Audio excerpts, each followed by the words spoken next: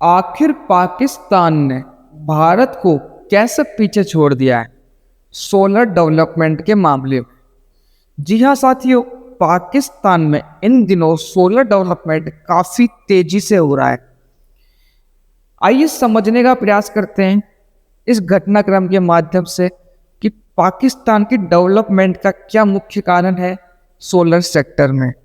परंतु इससे पहले समझते हैं कि भारत किस स्थिति में खड़ा है, कितना मजबूती से भारत आगे बढ़ रहा है और दुनिया की सबसे बड़ी सोलर इंडस्ट्री चाइना को टक्कर देने में कितनी मजबूती दिखा रहा है। आपने भी देखा होगा पिछले कुछ समय में भारत में लगातार सोलर एनर्जी का प्रभाव देखा जा रहा है।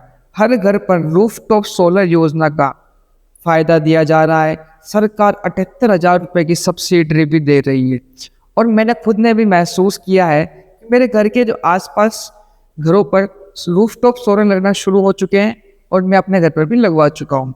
तो जो मेरे नियर बाई कॉलोनीज़ हैं वहाँ पर काफ़ी घरों में मैंने रूफटॉप सोलर्स देखे हैं और आजकल हर घर पे कहीं ना कहीं एक नया सा लुक दिख रहा है जहाँ सोलर लगा होता है, एक कंपलसरी सा होना शुरू हो चुका है और सरकार की सब्सिडी के बेनिफिट को लोग यूज़ करते हुए घरों में ज़्यादा मात्रा में सोलर लगवा रहे हैं। परंतु जो ये पाकिस्तान वाला खेला है इसको भी समझेंगे और जो चाइना से हम बीट करने वाले हैं इस पर भी नज़र बनाएंगे। सबसे पहले कि सोलर जो बढ़ रही है इसकी डिमांड, इसका रीज़न क्या है?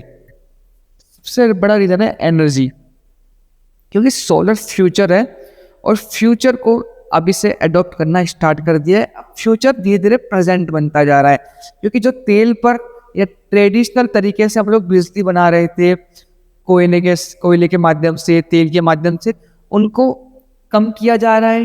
जो हम विदेश से बिजली खरीद रहे थे उन डिपेंडेंसी को घटाकर भारत में हर दिन बिजली की जो खपत है वो बढ़ती जा रही है। उसको ध्यान रखते हुए मेड इन इंडिया और ग्रीन एनर्जी को ध्यान रखते हुए सोलर पर काफ़ी फोकस किया जा रहा है। ग्रीन एनर्जी के मल्टीपल मेथड्स होते हैं बिजली पैदा करने के, सोलर एक मुख्य तरीका है। इसके अलावा विंड एनर्जी के माध्यम से भी ये बिजली पैदा की जाती है। ठीक है साथियों, अब हम समझते हैं कि भारत की क्या ग्रोथ है। यदि वर्ष 2014 में हम इस रेशो को देखें तो 3 गीगा वाट के कैपेसिटी के साथ भारत आगे बढ़ रहा था, लेकिन वर्ष 2025 में 139 गीगा वाट के आसपास की क्षमता हमने डेवलप कर ली है। हालांकि चाइना से कंपेयर करें तो अभी भी काफ़ी कम है, परंतु ये जो ग्रोथ हुई है ये हुई है 4300% की। इसका मुख्य कारण क्या रहा है? विंड एनर्जी को बढ़ावा देना और सोलर सेक्टर में लगातार सरकार की नई नई सब्सिडी योजनाएं, जो अपनी सरकार की नई नई स्कीम्स निकाली गई हैं उसका फ़ायदा डायरेक्ट कंपनीज को देना, इससे डायरेक्ट इफेक्ट आया है इस ग्राफ के ऊपर। ठीक है, अब सरकार चाह रही है कि हर घर सोलर पहुंच जाए और सरकार का उद्देश्य भी है कि 2027 तक 1 करोड़ घरों में सोलर पैनल लग जाए और सरकार मुझे लगता है जल्द ही इसको अचीव कर लेगी। गुजरात में एक गांव में तो पूरा गांव सोलर से सब मतलब कन्वर्ट हो चुका है सोलर के अंदर। ये बहुत अच्छी बात है और ये काफ़ी अच्छी ग्रोथ के साथ हुआ है।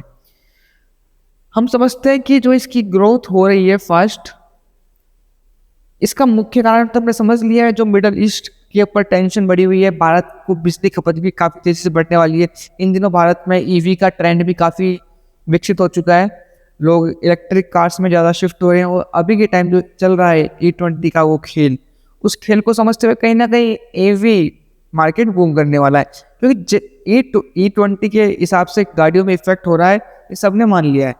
और अब हमें लगता है कि जो नेक्स्ट व्हीकल बाय कर रहे हैं लोग तो ईवी पर फोकस कहीं ना कहीं कर रहे हैं। पहले लोग क्या कर रहे थे कि ईवी का इंफ्रास्ट्रक्चर नहीं है, ये नहीं है, वो नहीं है, तो इशू हो रहा था लोगों को। अब कहीं ना कहीं CNG और ईवी पे लोग दिमाग लगा रहे हैं, लोग सोच पा रहे हैं, तो कहीं ना कहीं कैपेसिटी डेवलप होगी, सेल्स बढ़ेगी तो कहीं ना कहीं मार्केट इंक्रीज होने वाला है। तो ये कहीं ना कहीं सरकार की स्ट्रेटेजी भी हो सकती है, हो सकता है कुछ भी, देखते हैं क्या रहता है आगे। लेकिन चाइना की हम बात करें तो दुनिया का नंबर 1 बना हुआ है। आखिर नंबर 1 है कैसे? भाई साहब के सोलर पैनल्स हैं, जो इनकी मैन्युफैक्चरिंग कैपेसिटी है नेक्स्ट लेवल है। इसके साथ सप्लाई चेन काफ़ी मजबूत है, इनके सोलर सेल्स काफ़ी चीप पड़ते हैं। इसके साथ साथ जो इनकी बैटरी इंडस्ट्री है, मैन्युफैक्चरिंग स्केल है नेक्स्ट लेवल, लार्ज लेवल पर है। जो इनकी कॉस्टिंग आती है वो काफ़ी डाउन हो जाती है। जिस वजह से चाइना में सोलर काफ़ी ज़्यादा प्रमोट किया गया है। सरकार जो भी मैन्युफैक्चरर्स हैं उनको इनडायरेक्ट वे में भी काफ़ी सब्सिडीज दे रही है, जिससे solar sector next level boom कर गया है। इंडिया में सरकार सब्सिडीज दे रही है, बट सरकार को काफ़ी समस्याओं का सामना करना पड़ रहा है, क्योंकि इंटरनेशनल मार्केट में भी सरकार को काफ़ी केसेस लड़ने पड़े। केस जीतने के बाद ही सरकार हमें कुछ सब्सिडीज दे पाई है, नहीं तो चाइना तो इनडायरेक्ट वेज में इतनी सब्सिडीज दे देता है, दुनिया को पता भी नहीं लग पाता है। तो इसका सबसे मुख्य कारण यही है कि सब्सिडीज और लार्ज लेवल पर किया हुआ प्रोडक्शन चाइना को ग्रोथ दिला रहा है। ये प्रोडक्शन इंडिया में भी अब होना शुरू हो चुका है। एक टाइम पर चाइना भी इस कंडीशन में नहीं था कि उनका इतना बड़ा प्रोडक्शन हो पाए, ना उनके इतने रिसोर्सेज थे, बट धीरे धीरे इम्प्रूवमेंट हुआ, चाइना भी ग्रोथ करता गया और इनका सोलर सेक्टर नंबर 1 बन गया। बट हमें समझना पड़ेगा कि सरकार की क्या प्लानिंग है, भारत सरकार क्या प्लानिंग कर रही है। पीएम सूर्यघर योजना, रूफटॉप सोलर जो स्कीम है सरकार की, बेहतरीन तरीके से काम कर रही है। सरकार का फोकस है मेक इन इंडिया के ऊपर। अभी आपको जस्ट आगे बताऊंगा कि सरकार कैसे फोकस कर रही है मेक इन इंडिया पर, कि 100% पैनल इंडिया में बने, इंडिया में डेवलप हो और इंडिया में ही लगे। तीसरा, पीएलआई स्कीम सरकार चला रही है।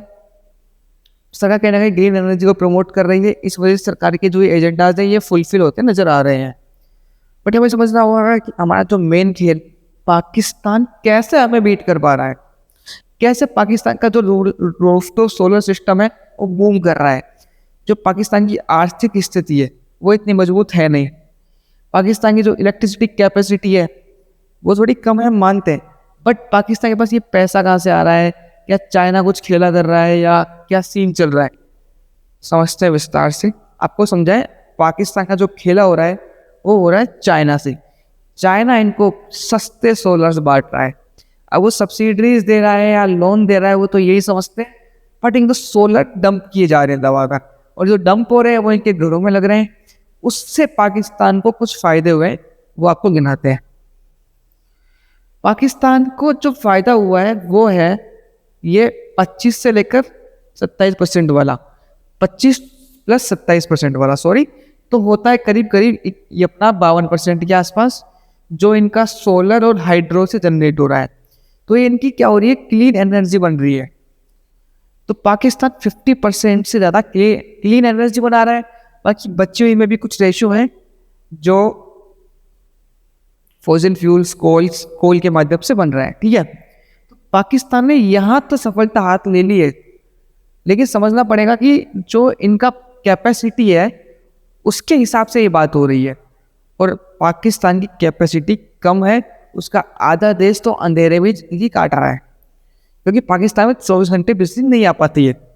तो जो इस हिसाब का जो रेशो है, जो कैपेसिटी है उसके हिसाब से रेशो ठीक है, बट ओवरऑल रेशो के हिसाब से बिल्कुल अच्छा नहीं है अभी भी। लेकिन इनकी जो ये भी ग्रोथ हुई है उसके पीछे का कारण चाइना है। अब वही हम भारत पर नज़र बनाएं तो हमारी जो 2025-26 के अनुसार उत्पादन की क्षमता है कोल से करीब 68 से 71% है। यही तो टेंशन है साथियों।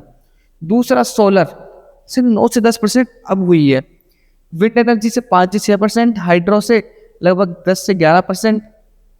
तो ओवरऑल ग्रीन एनर्जी की हम बात करें तो 26% के आसपास कुल उत्पादन कर रहे हैं, जिसमें solar, wind, hydro, biomass include है, और बाकी जो नॉन फॉसिल्स है इसमें रिन्यूएबल्स और न्यूक्लियर है।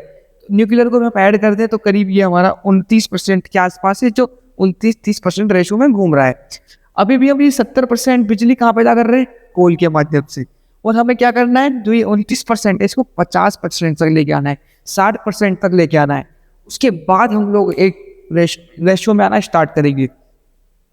अब सरकार इसके लिए एक बढ़िया काम कर रही है। हमारे भारत में DCR और नॉन DCR का खेल चल रहा था। आपने भी सोलर लगवाया घर पे तो आपने सुना होगा, यदि नहीं सुना तो मैं आपको बेसिक भाषा में समझाता हूँ कि DCR नॉन DCR का खेल क्या है। DCR पैनल्स क्या है, इनकी सेल्स और जो मॉड्यूल है, सेल ये होते हैं और मॉड्यूल ये होता है, ये दोनों ही इंडिया में बने हुए हैं। आपको बता दूं, सोलर पैनल में जो मेन चीज़ होती है वो सेल होती है। पैनल के जितने अच्छे सेल्स होंगे और जितने ज़्यादा सेल होंगे उतना ही ज़्यादा पैनल बिजली पैदा करेगा और उतने ही बड़े किलोवाट का बन पाएगा, ठीक है। परंतु ये जो सेल थे, जो नॉन DCR पैनल थे, उनमें आ रहे थे अक्सर चाइना से या और दूसरे देशों से, और जो ये पेन मॉड्यूल थे वो भारत में बन रहे थे, मतलब इनका सेल तो चाइना से बन के आ रहा था और जो मॉड्यूल रेडी हो रहा था वो इंडिया में हो रहा था। सरकार ने इस पर शिकंजा कसा थोड़ा सा और कहा है कि जो अपने DCR पैनल्स है उन पर ही सरकार सब्सिडी देगी। जो 78,000 रुपये की सरकार की सब्सिडी है वो इन्हीं पैनल्स पर मिलेगी। इसके बाद में कहीं ना कहीं इन पैनल्स का जो मार्केट डाउन हुआ है या फिर कमर्शियल मार्केट में इनका यूज़ होना शुरू हो चुका है, और जो अपना घरेलू बाजार था, जो इंडिया की जो मिडिल क्लास या सोलर रूफ टॉप योजना वाली जनता काम में ले रही थी इन पैनल्स को, उनके लिए सरकार ने बोल दिया यदि आपको सब्सिडी का फ़ायदा उठाना है तो आपको DCR पैनल्स ही लगवाने पड़ेंगे। अब इसके बाद क्या इफेक्ट आया है, कहीं ना कहीं जो पैनल्स का मार्केट है थोड़ा सा बूम किया है, उससे पैनल्स की प्राइस भी इंक्रीज हुई है इंडिया में। थोड़ा सा ये इफेक्ट है, बट कहीं ना कहीं लॉन्ग टर्म पर ये अच्छा इफेक्ट ही मारने वाला है। अब ये समझना होगा कि हम नेक्स्ट पावर बैटल में कितने मजबूत हैं। क्या हम चाइना से अपनी टेक्नोलॉजी को इम्प्रूव करते हुए या अपने पैनल्स की कैपेसिटी को बढ़ाते हुए बीट कर पाएंगे? तो साथियों इसका उत्तर है, ये बताएगा आने वाला भविष्य कि हम लोग इसके लिए कितने सीरियस हैं। क्योंकि हमारी निर्भरता इसी पर डिपेंड करने वाली है कि भारत में कितनी तेज़ी से सोलर प्रमोट हो रही है। सोलर जो सरकार की योजना है 2027 तक के लिए वैलिड है। इसके बाद सरकार इसको कंटिन्यू करती है या फिर डिसकंटिन्यू करती है, वो सरकार पर डिपेंड करेगा। लेकिन आने वाले भविष्य में जनता और सरकार दोनों ही इसको कितना सीरियस लेते हैं और कितनी तेज़ी से प्रमोट करते हुए इंस्टॉलमेंट का प्रोसेस चलता है, उतना तेज़ी से ये क्षमता डेवलप हो जाएगी। और कोई बड़ी बात नहीं कि हम लोग चाइना को भी बीट कर दें, परंतु अभी समय लगने वाला है और काफ़ी समय लगेगा। आइए विस्तार से नेक्स्ट वीडियो में समझने का प्रयास करेंगे कि सोलर सेक्टर की जो इंडस्ट्री है वो आने वाले कुछ वर्षों में कितनी तेज़ी से ग्रो करने वाली है और इसका भविष्य कितना सिक्योर है।